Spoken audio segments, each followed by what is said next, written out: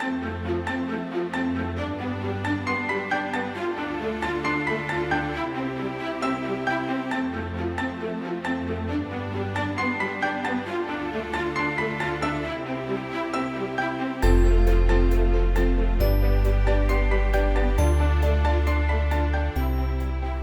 morning, everybody. My name is Kati Cohn with Vantage Point Retirement Living. I'm here with Jake Moyer, the Senior Project Manager for Horst Construction, and we are at the Meadowcrest at Middletown site.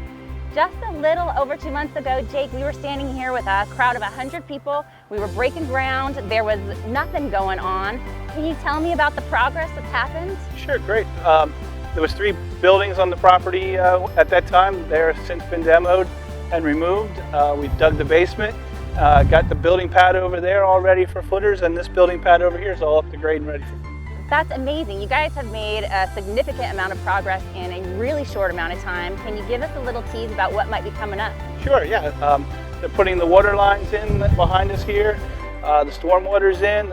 We'll be doing footers and basement walls and do footers here on the building pad. When do you think, Jake, that we're going to start seeing walls going up?